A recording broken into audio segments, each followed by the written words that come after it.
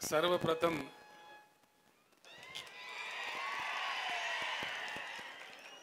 महाराष्ट्र राज्य के इस पावन भूमि को, पावन धरती को मैं प्रणाम करता हूं।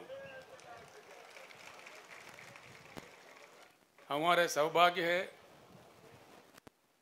मेरे साथ आए हुए मंत्रिमंडल, आमदार खासदार तेलंगाना राज्य के बालके जी ने हमारा बहुत ही अच्छे अंदाज में स्वागत किया और बहुत ही ब्रह्मांड नायक विठोबा जी के चरण में माथा टेकने का हमें जो दर्शन दिलवाए, उस चीज़ के लिए मैं उनके आभारी हूं। मैं धन्यवाद भी उनको देता हूं। महाराष्ट्र राज्य के बीआरएस किसान विभाग के अध्यक्ष श्री मानिकराव कदम जी, हमारे सीनियर नेता श्री शंकरन्ना दोंडगे जी, आपके लोकप्रिय नेता, आपके दिल जीतने वाला नौजवान ताकतवर नेता भगीरथ बालके जी। आवाज कम आई है।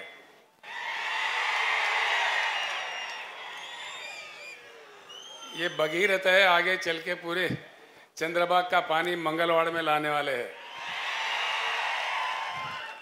इनके नाम ही भगीरथ है।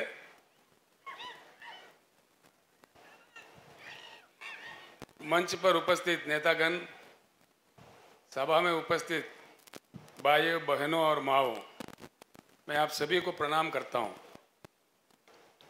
इन दिनों मैं एक प्रार्थना सबसे पहले आपसे करूंगा।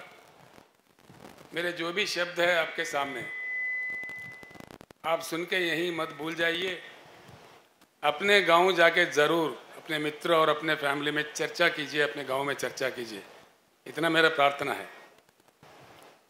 इन दिनों एक बात मुझे बहुत सताता है, मैं हर सभा में कह रहा हूं महाराष्ट्र में, कि आज हमारे देश के लक्ष्य क्या है, भारत का लक्ष्य क्या है।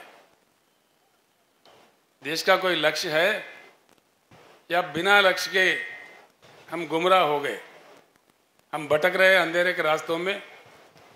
क्या हो रहा है इस देश में? एक बार प्रति भारतीय को इस बारे में सोचने की बहुत सख्त समय आ चुका है। ये वक्त है उस समय का। आज़ादी का जंग एक वक्त था, जिन कुर्बानियों के फल हमको मिला, लेकिन आज एक और आज़ादी की जंग लड़ना चाहिए। उस प्रकार का ही एक नया उमंग से, एक नया सवेरे का दिशा में पूरे भारत को चलना चाहिए क्रांति के मार्ग पर। इसलिए कि आज़ाद हुए हम भारत 75 साल गुजर गए। 75 साल कोई कम समय नहीं होता है। दुनिया भर में कई देश है जो हमारे सामने ही कहाँ से कहाँ पहुँच गए। जैसा कि साउथ कोरिया है, जापान है, सिंगापुर है, मलेशिया है। हमारे से जियोग्राफिकली कनेक्टेड है, हिमालय के उस पार में चीन है। आज चीन का एक समय में चीन हमसे गरीब थे 1982 तक। उसके आज का चाइना कहाँ है और हम कहाँ हैं? इस बात को हर किसी को सोचना चाहिए। चुनाव आते रहते हैं, जाते रहते हैं, कोई ना कोई जीत ही जाता है। कितने पार्टियों को हमने सपोर्ट किया, और महाराष्ट्र जैसे राज्य में मुझे एक पार्टी बताइए जिनको अवसर नहीं मिला, अधिकार नहीं मिला। कांग्रेस तो पूरे 50 साल राज किया। उसके बाद में राष्ट्रवादी को भी आपने मौका दिया, शिवसेना को आपने मौका दिया, भाजपा को भी आपने मौका दिया। करना चाहते तो इनमें से कोई एक तो करते। उल्टा ये कह रहे हैं तेलंगाना के जैसे छोटे से राज्य में, कम समय में, नया नवेला राज्य में किसानों के भलाई के लिए सब कुछ किया जा सकता है। मैं मराठी बोल नहीं सकता, लेकिन समझ सकता हूं। बालके जी ने अपने बातों में सारे बता दिए तेलंगाना में क्या क्या स्कीम चलता है। ये स्कीम तेलंगाना में 5-6 साल से जब चल रहा है, महाराष्ट्र में क्यों नहीं? महाराष्ट्र तो बहुत बड़ा राज्य है, स्थिर राज्य है, धनवान राज्य है। यहाँ किस चीज की कमी है? उल्टा ये कहा जा रहा है कि तेलंगाना का जो भी मामला है वो भूल भुलैया है। अगर महाराष्ट्र वो कर दे तो महाराष्ट्र सरकार का दिवाला निकलेगा। हाँ, जरूर निकलेगा दिवाला, मैं भी मानता हूं इस बात का। दिवाला निकलेगा नेताओं का और दिवाली होगा किसानों का। बिल्कुल दिवाली होगा किसानों का, राज का दिवाला नहीं निकालेगा। हम कहां से ला रहे पैसे, सभी पूछने लगे हैं आज, उल्टा पलटा क्वेश्चन पूछने, लोगों को गुमराह करने। बालके जी बता रहे थे तेलंगाना की पार्टी है, बीआरएस तेलंगाना की पार्टी नहीं है। बीआरएस भारत बदलने का, भारत परिवर्तन का एक मिशन है, ये राष्ट्रीय पार्टी है। बड़े अजीब अजीब सवाल आते हैं, अजीब अजीब बातें करते हैं। हम जब पंडरी दर्शन के लिए जब वहां से निकले, कितने लोग क्या क्या कह रहे हैं, आपने अखबारों में देखा, टीवियों में भी सुना। हाँ, आ जाए जरूर, दर्शन करे, लेकिन राजनीति ना करे। हम आके दर्शन कर रहे। पंढरीपुर में मेरे पीछे कई पत्रकार पड़े थे, मैंने वहां मुंह नहीं खोला, कुछ कहा भी नहीं उनको, वो नाराज भी हो गए मुझसे। लेकिन मैंने, वो पुण्यस्थली है, क्षेत्र है, तब वहां मैंने कुछ राजनीति नहीं कहा, लेकिन यहां जरूर कहूंगा। मेरा एक बात है, मुझे समझ में नहीं आता, अभी अभी हम शुरू हुए महाराष्ट्र में, इतना आक्रोश क्यों है इतने सारे पार्टियों में, इतनी घबराहट क्यों है, हड़बड़ी क्यों है, इतना आक्रोश इतने छोटी पार्टी के लिए। 4 महीने ही हो गए हम यहां शुरू होके, कोई पार्टी हमें नहीं छोड़ रहा है। भाजपा एक वक्तव्य है, कांग्रेस का एक वक्तव्य है, कांग्रेस ने हमको बीजेपी का बी टीम करार दिया, बीजेपी ने हमको कांग्रेस का ए टीम का करार दिया। ये पता नहीं ये टीम कहां से आते हैं। हम किसी का टीम नहीं है, हम टीम है तो किसानों का, पिछड़ों का, अल्पसंख्यक का और दलितों का टीम है। इस बात से कोई घबराए नहीं। हम अगर टीम है, जैसा बालके जी ने कहा, पक्का पहली बार हिंदुस्तान में कहीं कहीं लोग कहीं कहीं नारे दिए, सिर्फ बीआरएस ही इकलौता एक ही पार्टी है जिन्होंने दिल फाड़ के कह दिया कि अब की बार किसान सरकार। पहले कोई पार्टी ने इस बात नहीं कहा। क्यों नहीं कहा भाई? 60% लोग तो खेती किसानी से जुड़े हुए हैं। किसान को और कामगार को जोड़ दो तो 60% से ज्यादा हो गए। अब इन लोगों को डर लगा है भाई, सब साफ साफ मालूम हो रहा है किसान जुड़ रहे बीआरएस के साथ, तो इसलिए उल्टा सीधे बात करने लगते हैं, बड़ा अजीब अजीब कमेंट्स करते हैं। मैं आपको साफ बताना चाहता हूं, ये तेलंगाना या महाराष्ट्र तक के लिए सीमित पार्टी नहीं है। आज के भारत के जितने भी समाधान, जितने भी प्रश्न हैं, जितने भी समस्याएं हैं, उसका एक ही समाधान है कि भारत का परिवर्तन। परिवर्तित भारत ही हमारे सारे समस्याओं का समाधान है। हाँ, परिवर्तन चाहिए। इसलिए मैं 2-4 शब्द बताता हूं आपको। भारत में 41 करोड़ एकड़ कृषि योग्य भूमि है। हिंदुस्तान में जिस प्रकार से पानी की उपलब्धि है, हमारे पास बरसात होती है इंडिया में 1,40,000 टीएमसी की। आधा तो उसमें बाष्पीकरण होता है, लेकिन आधा पानी हमें प्राप्त होता है हमारे शुद्ध नदियों में बहते हुए। यानी कि भारत के हर एकड़ में अगर सरकार में दम हो, केंद्र या राज्य के सरकारों का नीति सही हो, तो हर एकड़ में हिंदुस्तान के भरपूर पानी दिया जा सकता है। अभी आते आते रास्ते में बालके जी मुझसे कह रहे थे, मंगलवाड़ के इलाके में एक 25-35 गांव में पानी आने हैं जो लाया जा सकता है, लेकिन नहीं कर रहे। यहाँ के सरकार में इच्छा शक्ति नहीं है। क्या बात है? पानी जरूरत से ज्यादा है। 41 करोड़ एकड़ जो कृषि योग्य भूमि है भारत में, हर एकड़ को दिया जा सकता है और पीने के लिए भरपूर पानी दिया जा सकता है। मैं औरंगाबाद गया तो वहां बोल रहे, चंबाजी नगर उनका नाम बदल दिया, ठीक है, वहां गए तो कह रहे 8 दिन में एक बार पानी आता है। शोलापुर में भी 4-5 दिन के बाद पानी आता है। अकोला वाले मेरे दोस्त थे प्रकाश पोहरे, वो कह रहे थे अकोला में 10 दिन में एक बार पानी आता है। आजकल मुंबई और पुणे में पानी की सप्लाई में कटौती आ रही है। क्या बात है? पानी नहीं है देश में? ये क्या हो रहा है? इसीलिए मैं कहता हूं, साफ कहता हूं, भारत के जल नीति, जो राष्ट्रीय जल नीति है, उसको पूरा का पूरा उठा के बंगाल के खाड़ी में फेंक देना चाहिए और नया पॉलिसी बनना चाहिए। यही भारत का परिवर्तन है, पक्का चाहिए ये बात। देश में हमारे पास नहीं है पानी तो अलग बात है, पानी की उपलब्ध है, पानी को रखते हुए हम उससे क्यों वंचित है और क्यों वंचित हो जाए। अब तक नेताओं ने गुमराह कर दिया, जिनको जो कहना कह दिया। ना पीने का पानी आता है, ना सिंचन के लिए पानी आता है। दूसरी चीज़ है बिजली। बिजली की क्या कमी है? बिजली बनाने के लिए 3-4 किस्म का बिजली होता है, लेकिन कई चीज़ों को लेके विवाद भी है। जैसे एटॉमिक पावर है, चेरनोबिल में रूस में जो विस्फोटन हुआ था उसको लेकर दुनिया भर में कुछ विवाद खड़ा हुआ है, उसको बाजू कर देते हैं। सोलार पावर है, दिन में आता है, रात में नहीं आता है। दिन में भी वो भी आबार आ जाए तो तभी नहीं आता है। विंड पावर है, जो हवा से आने वाली पावर, हवा चली तो आई, नहीं तो नहीं आई। हाइड्रो इलेक्ट्रिकल पावर है, वो सिर्फ बारिश में जब नदियां बहने लगते हैं, प्रोजेक्ट भर जाते हैं, तभी कुछ मात्रा में मिलता है। लेकिन एक ही पावर है जो थर्मल पावर है, जिसको लेके कोई विवाद नहीं है, और थर्मल पावर चलता है हमारे देश में, पूरी दुनिया में। थर्मल पावर बनाने के लिए जो कोयला चाहिए, वो कोयला हमारे देश में अब तक पाया गया रिजर्व्स, कोयला रिजर्व्स हिंदुस्तान में 361 बिलियन टन का कोयला का उपलब्धि है।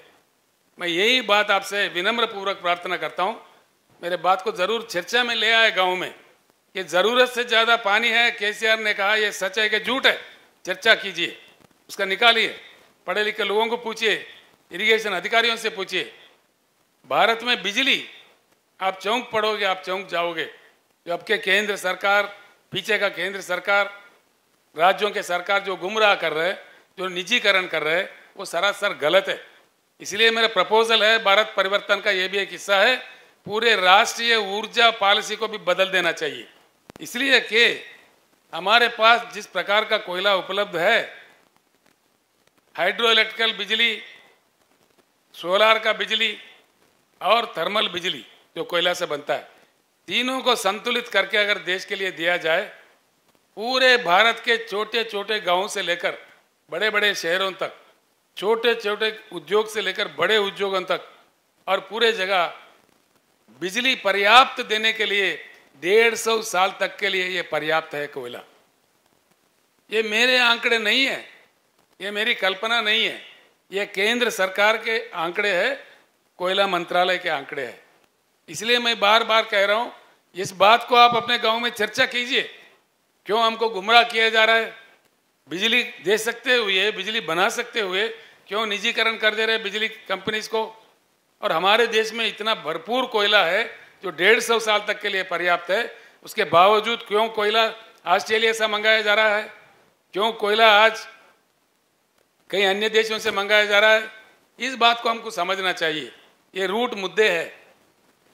इसलिए मैं आपसे प्रार्थना करता हूं, किसान भाइयों, हम जब तक एकत्रित ना हो, हमारा समस्या का कोई समाधान नहीं निकलेगा। बड़ा दुख होता है, इतने धनवान महाराष्ट्र राज्य में किसान का आत्महत्या रोज का 8 का 7 का 9 का 10 का आंकड़ा में जाता है। क्या यही हमारा किस्मत है किसानों का?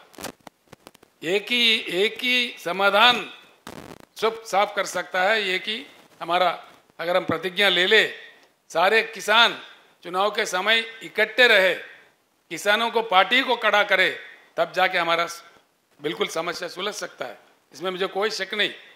तेलंगाना राज्य में वहाँ लोगों ने तेलंगाना राज्य भी प्राप्त किया, इकट्ठे होकर लड़के, उसके बाद में किसान सरकार बनाया। बालके जी ने सारा बता दिया वहाँ क्या क्या दिया जाता है। 24 घंटा हाई क्वालिटी वाला पावर फ्री में दिया जाता है। इस प्रकार का फ्री में दिया जा सकता है कि आप 50 हार्स पावर भी यूज करो किसान, कोई पूछने वाला नहीं है उनको। 10 नहीं 15 मोटर भी लगाओ, उसमें भी कोई पूछता नहीं है। किसान को जब फ्री बिजली देते हैं, फ्री दे देते हैं, दिल से दे देते हैं।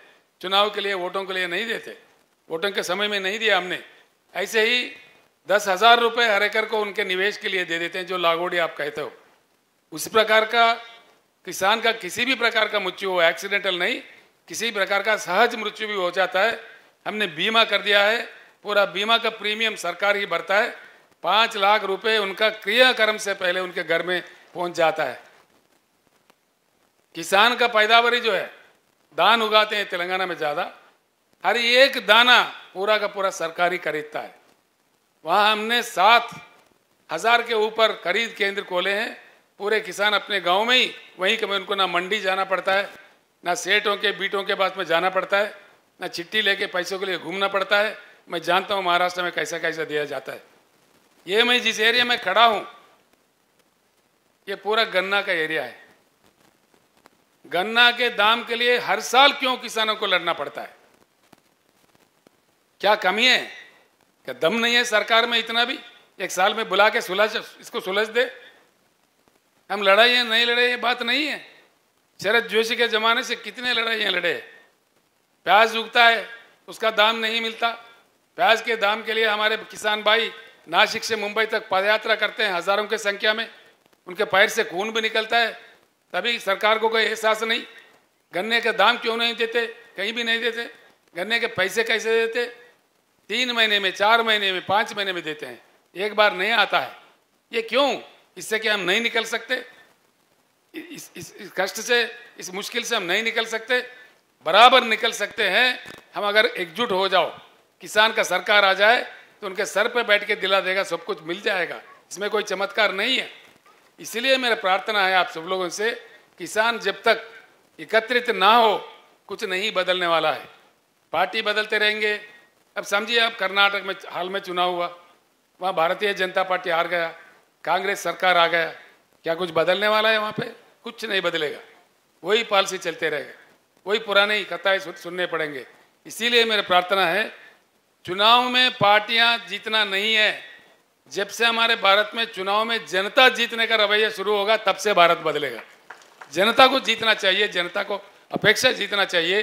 चुनाव के दूसरे दिन से ही उनके तहत काम होना चाहिए। ये वेरी इंपॉर्टेंट चीज़ है, ये समझने की बात है। इसीलिए मैं हमेशा कहता हूँ, किसान जिएगा तो कौन मरेगा, किसान मरेगा तो कौन जिएगा। किसान अगर जिंदा है, सबके ताली में काना आता है। किसान अगर खत्म है तो सबके तालियां सूख जाएंगे। कौन जी सकता है? इसीलिए मैं आपसे बार बार विनती करता हूं, किसान का एकत्रित, पूरे किसान भाई जितने यहाँ पधारे हैं, किसान भाई एकत्रित हो तो हमारे सारे समस्या का समाधान निकल सकता है। इसके अलावा भी कई लोक कल्याणकारी कार्यक्रम हमारे पास है, वो सब किए जा सकते हैं। कोई गरीब शादी करता है, 1 लाख रुपए दे देते हैं हम लोग। विद्यार्थी बाहर जाना चाहते हैं, 20 लाख रुपए का स्कॉलरशिप देते हैं हम लोग, जो बाहर देशों में पढ़ने के लिए। ऐसे कई कल्याणकारी योजनाएं हैं। जो दिव्यांग लोग हैं, देश में कोई राज्य नहीं देता, सिर्फ तेलंगाना एक ही राज्य है 3000 के ऊपर देता था। तेलंगाना दशाब्दी उत्सव में मैंने अभी अनाउंस किया, उनको 4000 मिलेगा पर महीने। यहाँ पे पेंशन क्या मिलता है? मेरे ख्याल से कोई 600 रुपये मिलता है। तेलंगाना में हम 2000 रुपये पेंशन देते हैं। मैं महाराष्ट्र वासियों को, जो पेंशनदार है, उनको खुलकर कहता हूँ, महाराष्ट्र में बीआरएस का सरकार लाओ, पूरे किसान के काम भी हो जाएंगे और वेलफेयर मेजर्स भी। आपको पेंशन 2000 मिलेगा, बाज़ाब्ता मिलेगा, किसी का दिवाला नहीं निकलेगा, बिल्कुल बाज़ाब्ता आराम से दे सकते हैं। ये सारे चीज़ हो जाएंगे, सारे चीज़ संभव है जबकि हम एकत्रित हो। दलित वर्ग हमारे देश का एक अंग है, उनको हमने पीछे रखा है, वो हमारा ही पाप है। उस पाप को हमको धोना पड़ेगा, कोई अन्य आके नहीं करेगा। अमेरिका देश में काले लोगों को गोरे लोगों ने बहुत सताया था, बहुत रुलाया था, बहुत उनको वंचित किया था। लेकिन अमेरिका समाज में जागृति आने के बाद एक ब्लैक, मतलब यानी काले जाति के रहने वाले बराक ओबामा को देश के अध्यक्ष बना देके उनका अपने पाप को धोया है। ये भी भारत में चेतना आना चाहिए। हमारा दलित भाई वंचित ना रहे, उनके भी उद्धार होना चाहिए साथ साथ में। जब तक वो ऐसे रहेगा, पिछड़े रहेगा, ये भारत के चेहरे पे एक दाग रह के बन जाएगा। इसको भी मिटा देना कोई दूसरा देश वाला नहीं करेगा, ये हमारा ही कर्तव्य बनता है, हमारा ही दायित्व बनता है। यहाँ के पार्टियां पूरे प्रस्तापित है, इनको क्या डर है समझ में नहीं आता, क्यों ऐसा करते हैं समझ में नहीं आता, क्यों उल्टा सुल्टा बात करने लगते। हमारा जो एजेंडा है उस एजेंडा पे बात करो, उस एजेंडा डिस्कस करो। देवेंद्र फडणवीस जी जो भूतपूर्व मुख्यमंत्री अब के उप मुख्यमंत्री है, नांदेड़ में पहली बार जब मैं आया था तो उन्होंने कहा था, केसीआर जी आपका यहाँ क्या काम है, आपका तो काम तेलंगाना में है। मैंने कहा भैया मैं भारत के नागरिक हूँ, कहीं भी जाके काम कर सकता हूँ, मैं यहाँ किसान के उद्धार के लिए आया हूँ।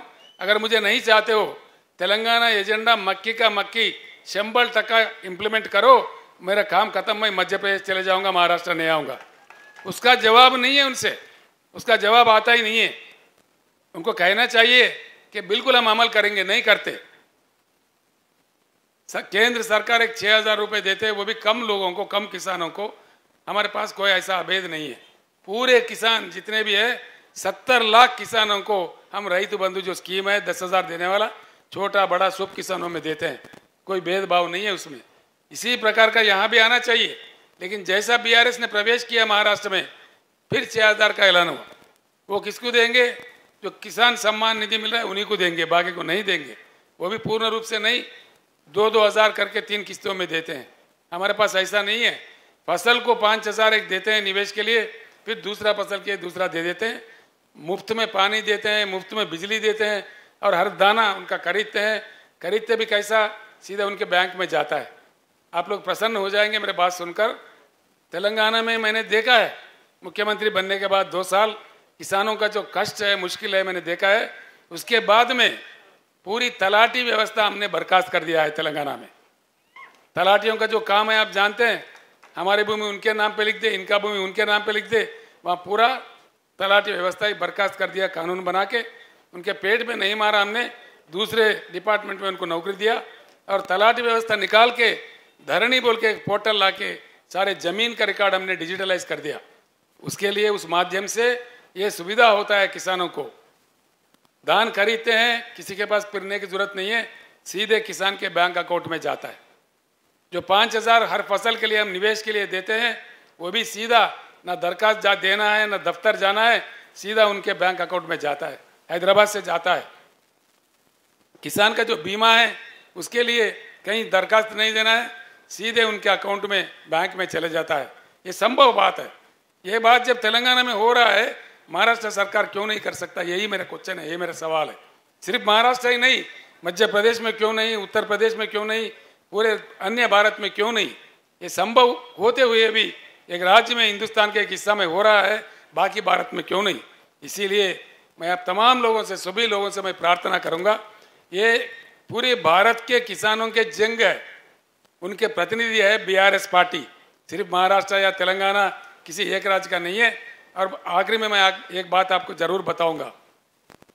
बालके जी ने कुछ बात रखा, उन्होंने, पिताजी थे उनके, बड़े अच्छे आदमी थे, भले आदमी थे, 3-3 बार आपने आपके प्यार दिया, उनको जिताया, उनकी मृत्यु हो गई, भगवान ने हमारे साथ नहीं रखा उनको मैं आश्वासन देता हूँ, बिल्कुल मैं उनसे बड़ा हूँ, उनको पूरा आशीर्वाद मेरा उनके साथ होगा, बालके जी के साथ। आज हम पूरे तेलंगाना राज्य को ला के यहाँ विठोबा जी के दर्शन करवाए, घर बुलाए, और खाना भी खाएंगे हम लोग जाके, आप लोग भी खाएंगे, हम लोग भी खाएंगे। इतना हमारे साथ जो खड़े हैं, पश्चिम महाराष्ट्र के जो दरवाज़ा खोले हैं बालके दादा, उनके पूरा हमारे साथ होगा, हमारे आशीर्वाद उन पे होगा, हम पूर्ण तरीके से उनके साथ होंगे। आप सभी लोग भी साथ दीजिए। एक युवा नौजवान, क्या चाहिए, नौजवान लीडर है, नौजवान नेता है, उनके काफ़ी भविष्य है। ये एमएलए चुने जाते हैं तो एमएलए नहीं रहेंगे, मैं आश्वासन देता हूँ, इनको मंत्री पद भी मिल सकता है, काफ़ी ऊंचा भी जा सकते हैं, आगे चलकर बहुत बड़ी उनकी तरक्की हो सकती है। उनकी तरक्की यानी पंढरपुर मंगलवाड़ कॉन्स्टिट्यूंसी की तरक्की है, सोलापुर जिले की तरक्की है, महाराष्ट्र राज्य की तरक्की है। बालके जी का व्यक्तिगत तरक्की नहीं है, उनको भगवान ने जो दिया है, उनको कोई खाने की कमी नहीं है, लेकिन पूरे राज्य का विकास, पंढरपुर का विकास, हर चीज़ का विकास उनके जरिए हो जाएगा। ये युवा है, मैं इनसे बहुत बड़ा हूँ, इससे युवा लोगों का मार्गदर्शन में पूरे किसान एकत्रित होके आप चल पड़े तो हर चीज़ संभव है, कोई असंभव नहीं है, कोई नहीं होने वाला कार्य नहीं है। ये एक बात मैं अंत में कहूँगा, हम जब फल की अपेक्षा करते हैं, फल का ही पौधा लगाना चाहिए। कई महान संतों ने कह दिया है कि बोया पेड़ बबूल का, आए कहाँ से आम। आम का अपेक्षा है तो आम का पौधा लगना चाहिए। कांटों का पेड़ लगा पौधा लगा के फल का अपेक्षा करे, हमको नहीं मिलेगा। गाय से दूध लेना है तो गाय को घास दीजिए, गधों को घास दे दो और गाय को दूध पूछो, कहाँ से मिलेगा हमको? हमारे वोट में वो ताकत है, वो दम है। हम बटे नहीं गए तो बिल्कुल हमारा काम बन जाएगा। मैं आपके भाई हूँ, आपका बेटा हूँ, मैं अपने आप में किसान हूँ और मैं गर्व करता हूँ, फख्र करता हूँ। भगवान ने मुझे किसान के घर में जन्म दिया, किसान के घर से ही मैं पैदाइश हूँ। किसान होने का मैं फख्र करता हूँ, बिल्कुल फख्र करता हूँ। मुझे फख्र है किसान होने के लिए, इसीलिए मैं खुद किसान में हूँ, इसीलिए मैं किसान का दुख दर्द समझ सकता हूँ। लोग बोलते वहाँ के मराठवाड़ा के, विदर्भ के लोग बोलते पश्चिम महाराष्ट्र ठीक है। मैंने कहा भैया पश्चिम महाराष्ट्र में क्या मुफ्त में बिजली मिलता है?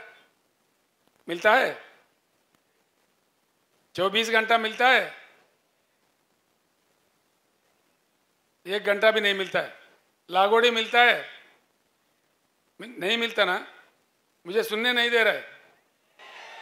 नहीं मिलता। तलाटी रखे के बर्खास्त करे? बर्खास्त करना चाहिए। जो बर्खास्त करना चाहिए हाथ उठाइए एक बार। कैमरा वाले उधर देखो भाई, कैमरा वाले उधर घुमाओ। जनता क्या चाह रही है वो बता दो पूरी दुनिया को।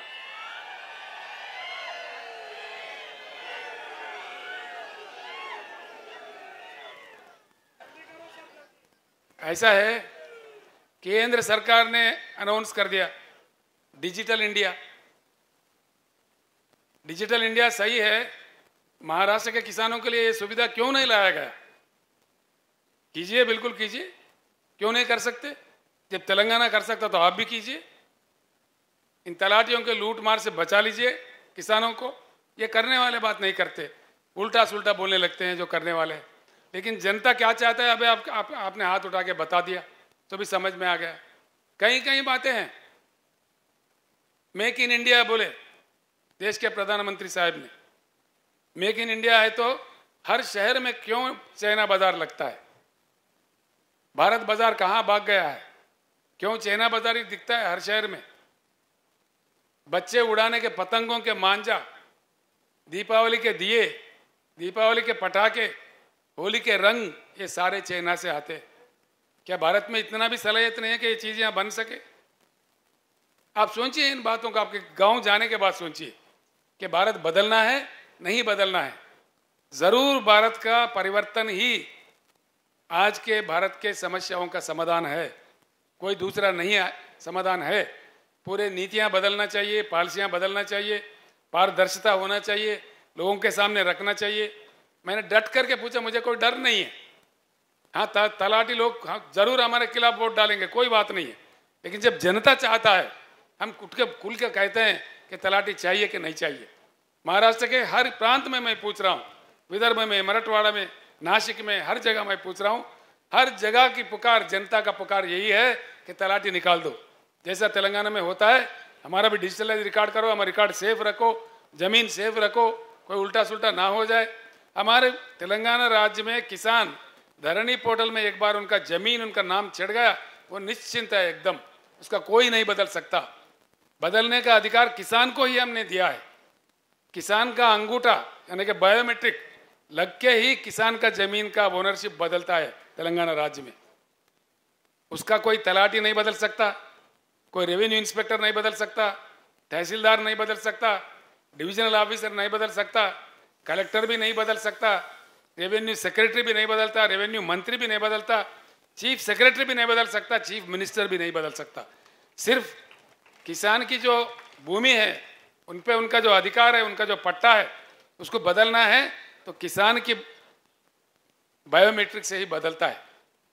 ये भी आप अपने गांव में चर्चा कीजिए। जब तेलंगाना में ये सुविधा है उपलब्ध किसानों के लिए, महाराष्ट्र में क्यों नहीं? जो नेता लोग हमको हमारे ऊपर ये कर रहे हैं, टीका टिप्पणी कर रहे हैं, उनसे पूछिए भैया केसीआर ने कह के गया, आप क्यों नहीं कर रहे ये बात? हमारे लिए क्यों नहीं ला रहे? तेलंगाना का महाराष्ट्र का बॉर्डर है 1000 किलोमीटर। आप कहीं भी जाके पूछ सकते हैं, किसी भी गांव में। यहाँ से सिर्फ 400-500 किलोमीटर में तेलंगाना पड़ता है। बालके जी से मैं रिक्वेस्ट करता हूँ, हर तहसील से एक बस या 2 बस, एक बस में महिला, एक बस में पुरुष आ जाए, बिल्कुल आकर वहाँ के पूरा 2 दिन घूमे, हम आपका सत्कार करेंगे, हम आपके वहाँ के मंदिर का दर्शन करवाएंगे।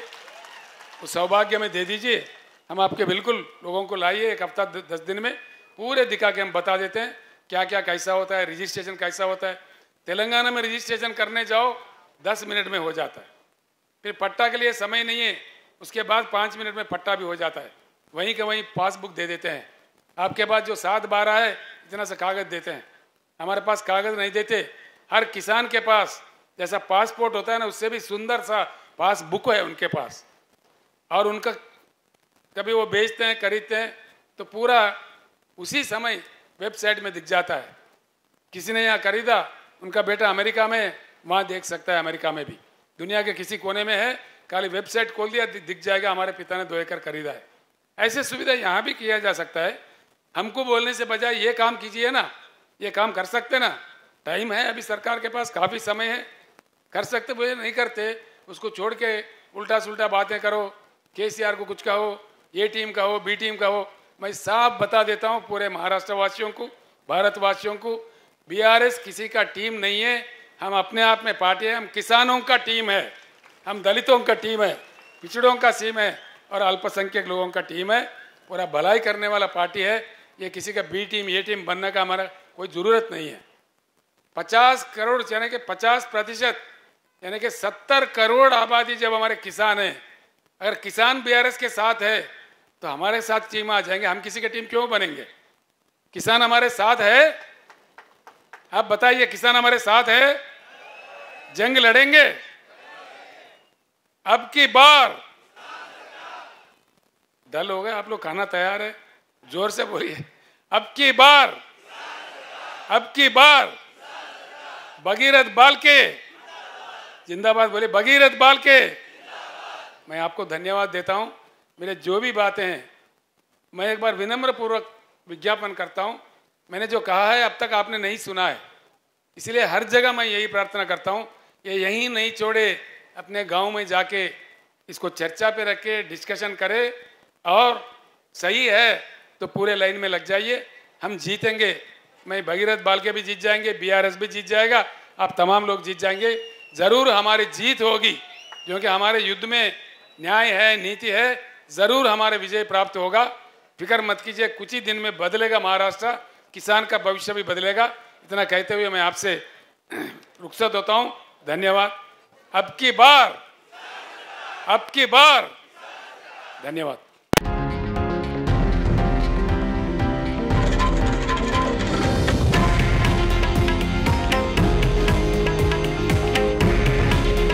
हे आहे देशातील नंबर 1 न्यूज नेटवर्क आणि आपण पाहत आहात TV9 मराठी।